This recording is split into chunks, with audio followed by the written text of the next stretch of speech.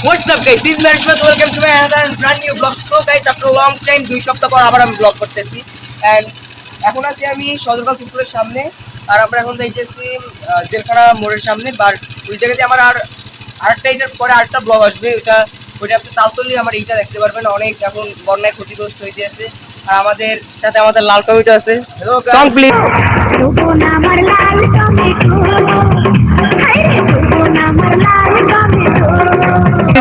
আপনারা সবাই কেমন আছেন আশা করি অনেক ভালো জোরে বলুন আফটার লং টাইম আমরা আবার এসে বললাম একসাথে বাইক নিয়ে বাইকে তেল নাই গাইস বাইকে তেল ভরতে হবে আমরা আর গাইস 5 আগস্টের কাহিনী বলো ভাই তুমি 5 আগস্টের কাহিনীটা বলো আমার হুন্ডা 5 আগস্ট গাইস আমরা যে স্বাধীনতার হুন্ডা নিয়ে বাইরে আচ্ছা দাঁড়াও আগে একটু সামনে শুনে এলি গাইস একটু করে সামনে শুনে হুন্ডা আগে আমার সামনে কি ক্লিয়ার ছিল বাট এই শয়তানটার জন্য আমার হুন্ডা যে স্বাধীনতার পর আমরা 25 সেকেন্ড হয়ে গেছিলাম তারপর আমরা নামছি বাইক নিয়ে তিনজন বাইকে ছিলাম আর কি অনেক প্রচুর পরিমাণে হলার কি করছি তো তার জন্য আর কি বাইকে প্রবলেম দেখা দিচ্ছে এখন আর কি সারান লাগবে টাকা লাগবে অনেক বেশি কি করা যায় অনলি অনেক কম টাকা 8000 টাকা আর guys enjoy the cinematic view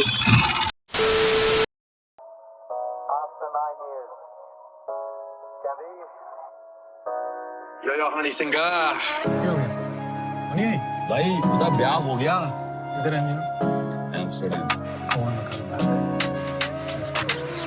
ले जा तेरे सट समुंदरों पार तोहफे विच दे के हार तेनु खूब करा मैं प्यार फिलो बत्तियां बुझा के आया मुड़ तेरा देसी कलाकार तेनु टीके मेरी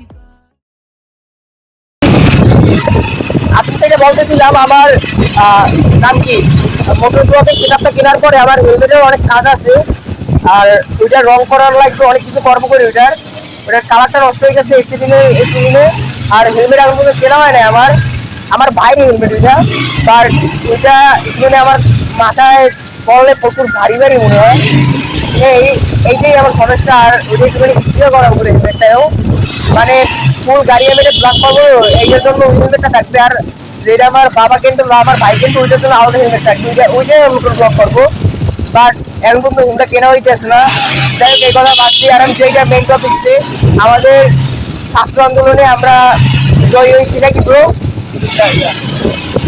আর আমার এইগুলা নিয়ে আর ব্লগ করা হয় না বাংলাদেশ অবস্থা এখন অনেক খারাপ সব জায়গায় পানি উঠছে হ্যাঁ আর আমি কয়েকটা ইউটিউবার ছিল বরিশালের যেরকম অরিং লাইফস্টাইল তারপর আরো কয়েকজন ছিল জুনায়েদ ভাই মানে জুনায়েদ যেটা আপনারা চেনেন অবশ্যই প্রজাপতির সাথে বেশি দেখছেন আর ব্লগ করতো ওই ভাইয়ের সাথে যাবো করে কিন্তু যাওয়া হয় নাই কিছু কারণে যাওয়া হয় ওটা নাই বলি আমার ইচ্ছে ছিল যে আমিও একটুখানি বন্যায় সাহায্য করবো কিন্তু আল্লাহ আমার পরিস্থিতিটা দেয় নাই যাই হোক আর ইনশাল্লাহ পরে আমিও একটু সাহায্য করবো এটা আমার ইচ্ছা এটা আমি ব্লগে প্রকাশ করবো না আমি এটা গোপনে করতে চাই আমি আর সাজিদ দুজনে আপনার যে লাল টমেটো নাকি ব্রো আল্লাহ জানি আমাদের এই টপিকটা দান করেন আর গাইস আমরা এখন আসতে পারছি যেটা আমাদের অবস্থা লড়বেও না তাদের অবস্থা আমাদের ভয় পায় আর গাইস এই ব্লগটা আমার ছোট হবে তার জন্য আমি বেশি বড় করতে আসছি মানে মানে মানে সিনেমেটিকটা বেশি আমি যেতে আসছি না এই আর কোনো কিছু না আর বন্যার এখন কথা বলি বন্যায় বেশিরভাগ প্রভাব পড়ছে হলো ইসে কুমিল্লা 14 গ্রাম তারপর ফেনী তারপর নাম কি নোয়াখালী তারপরে আরো ওই জায়গা সাপোর্ট ওই জায়গায় কয়েকটা টিম গেছে যেরকম আরিস ভাই গেছে গইজা পিটি গেছে তারপরে সুরাজ ভাই গেছে হরিণ গেছে আরো অনেক ইউটিউবার গেছে তারপর মেহেদি হাসান গেছে এরকম অনেক মানুষ গেছে তারপর ওমরন ফায়ার এই ভাইরা সবাই গেছে বাট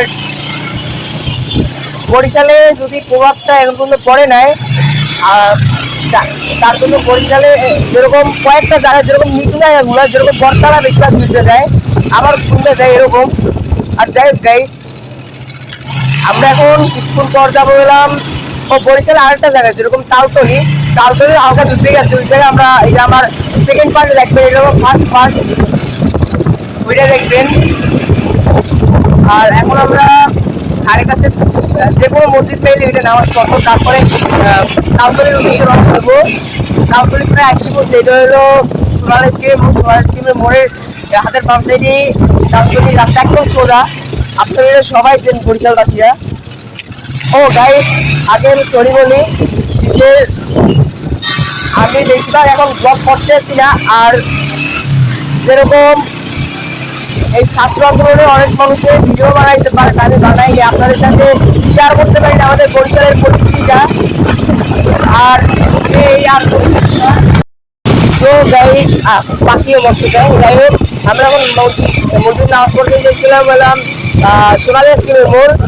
এই জায়গায় নামাজটা পড়তেছে জন্য আবার যদি তালতলি যাই দিয়ে আবার উল্লেখ খেয়াল না করতে পারি, তার জন্য রিস্ক করতে আসি না, একবার আবার সোনালী স্কিমের মোড়ে কিন্তু করার নেই। আর আমার সাথে আবার দুর্ঘটনা হচ্ছে আমাদের এই রাস্তায় গাইস, একটা অটো আইসা করে তোমার ভিডিওগুলো আমরা পাচ্ছি। সুভাষের বন্ধু বান্ধব গাইস, সাজিদের বন্ধু বান্ধব গাইস, একটা কেস করেছে।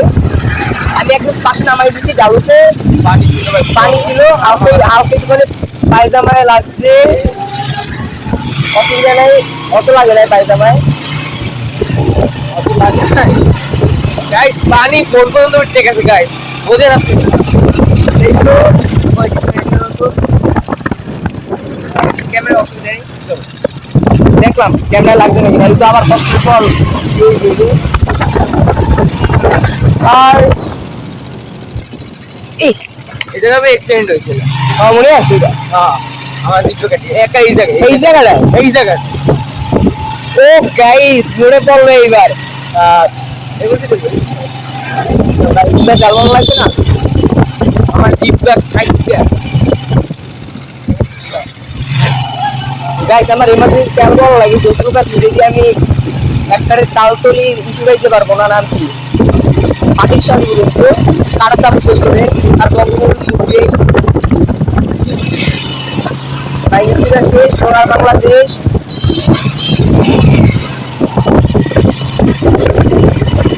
এখন আমি সোনার স্কিমের মোট ছাড়া আমি চাইলে করতে পারবো না, না রে না আর তো পারে না।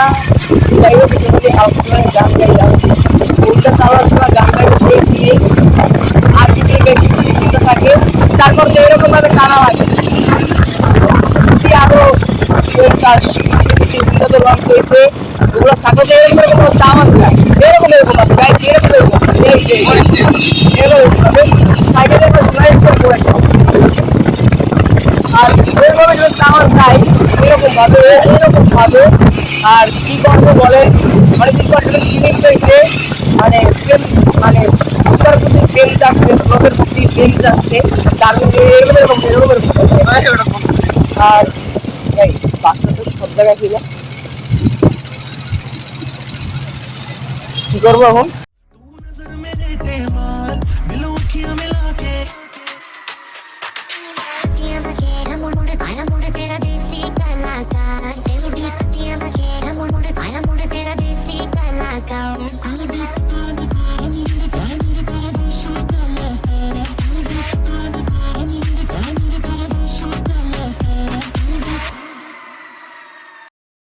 সো গাইস সুন্দর চাল বললাম, আর যদি মানে টাকার কাছে জিজ্ঞেস করলাম যে চালের দাম কোন জায়গায় বিক্রি হয় আগের মতো, কিন্তু বাংলাদেশে যেই জিনিস বাড়ে ওই জিনিস কমে না।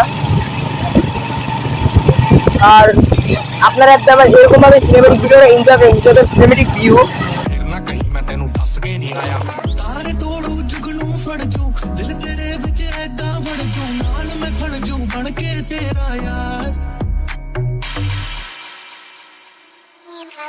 ले जा तेरू सत्य समुद्रों पार पार पार पार ले जा तेरू सत्य। সো গাইস ফাইনালি উমরা তেলটাল ভরার পরে আমরা এই মসজিদটা নামাজ পড়তে আসলাম। আমি যা প্রথমবার ফার্স্ট টাইম, এটা মানে স্কুল, হ্যাঁ স্কুলের নাম দেখতেছি এটা যতটুকু আমি এটা দিকে বুঝলাম, এটা হলো পুরানো বিল্ডিং, এই জায়গায় ক্লাস হচ্ছে, তারপর এইটা এই দেখো ওই সাইডে লেখা, হ্যাঁ নাম, এটা আমার পিছনের গেট, মাঠের গেট।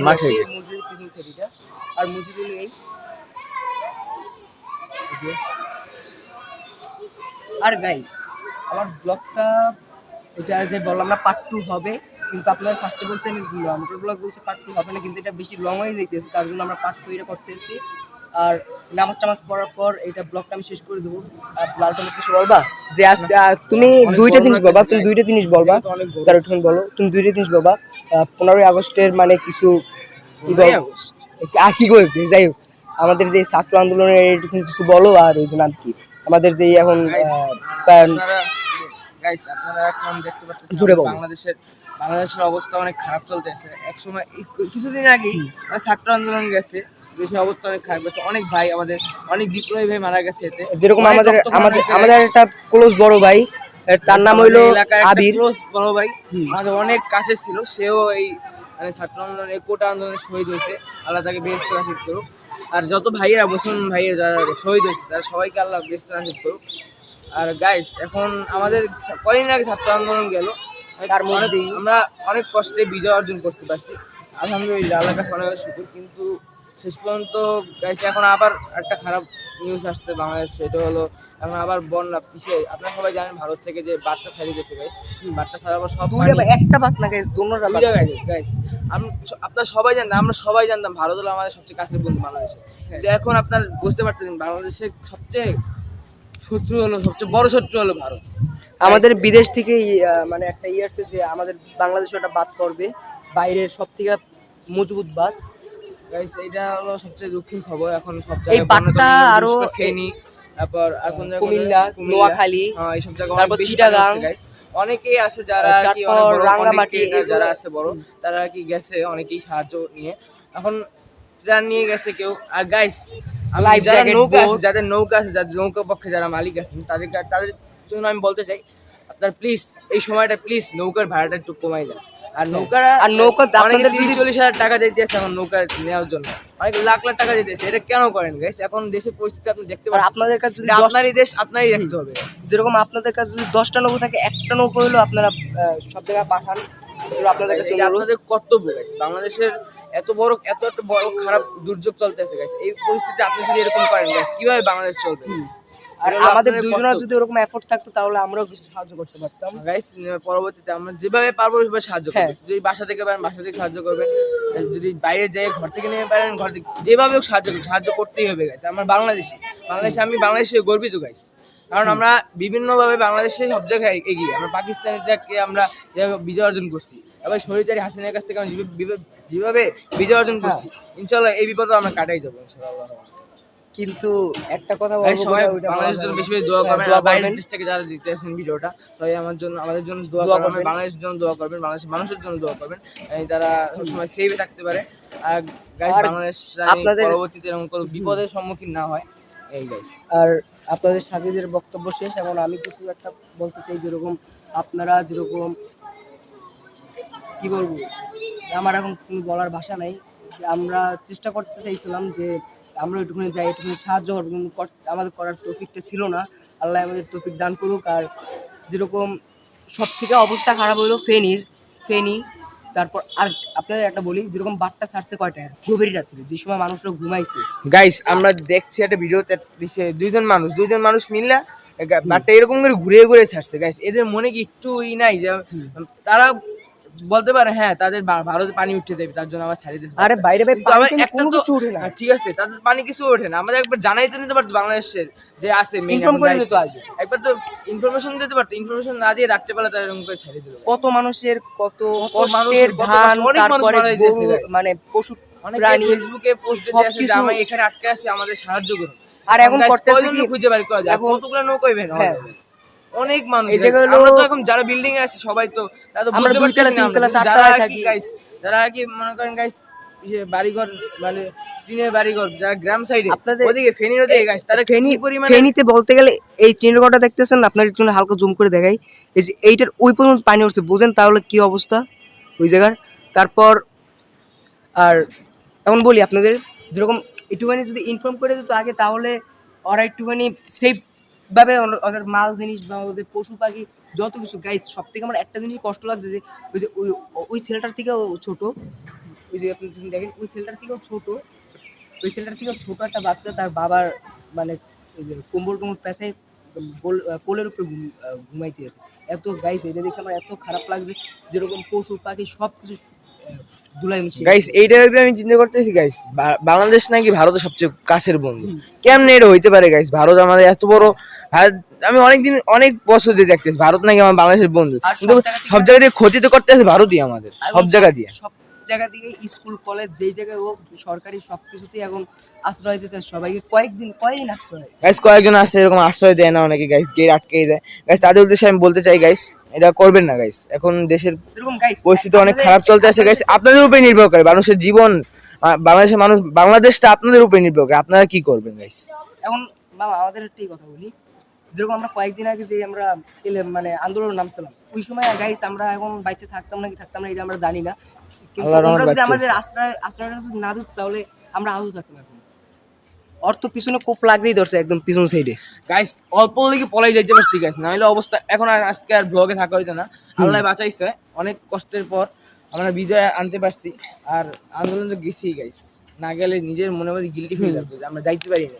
আমরা আমরা- বাসায় বসে রাখছি, কাপড় যাইতে পারছি, এটা অনেক প্রাউড ফিল করি। আমাদের মা বাবাও ভয় পেতো যে বড় বড় গাইস চাপা গাইস চাপাতি আরটা আমার গর্বের বিষয় গাইস, আমি আমার ফ্যামিলি সহকারে আনতে, ফ্যামিলি সবাই গেছে আমার আন্দোলনে। হ্যাঁ আমার মা অ্যাপ্রিশিয়েট করছে, আমার ফ্যামিলি অ্যাপ্রিশিয়েট করছে, তার জন্য আমি আরো ভালোভাবে কি করতে পারছি, আমি অ্যাপ্রিশিয়েট কি করতে পারছি। আর গাইস আমাদের একটাই কথা, আপনারা যে যতটুকু পারেন সাহায্য যে করেন কুমিল্লা guys। অনেকে guys নোয়াখালী বিভিন্ন ফাউন্ডেশন আছে, আসুন্না ফাউন্ডেশন, বিভিন্ন ফাউন্ডেশন আছে, আপনারা এখানে বিকাশ টাকা পাঠাতে পারেন, বা আপনারা যদি নিজের থাকে তাহলে নিজে তাদের সাথে যেতে পারেন, তারা বিভিন্ন জায়গায় যাই সাহায্য করে। আর নাহলে যদি তারা না পারেন, বাসায় বসে অন্তত সর্বনিম্ন 10 টাকা পারেন, সর্বনিম্ন 10 টাকা সবাই বিকাশে পাঠান, তাতেও অনেক মানুষ, একটা মানুষ একটা পরিবার হলেও বাঁচতে পারবে আপনার এই টাকার জন্য গাইস। সাহায্য আর আপনাদের তো বললামই যেভাবে পারেন সাহায্য করেন গাইস। আর সুনো ফাউন্ডেশন একটা লিংক দিয়ে দেবো নিচে গাইস, ওখানে ঢুকে আপনার সর্বনিম্ন 10 টাকা, আপনার উপরে যা পারেন গাইস, এইটাই হ্যাঁ আপনার কাছে যা এইটাই। পারেন 1000 পারেন 500 পারেন 100 পারেন যা পারেন সবসময় দেওয়ার চেষ্টা করবেন। গাইস এখন নামাজ শুরু আর হয়েছে, নামাজ শুরু হয়েছে, আমরা আমরা- নামাজে পাবো না। টাটা।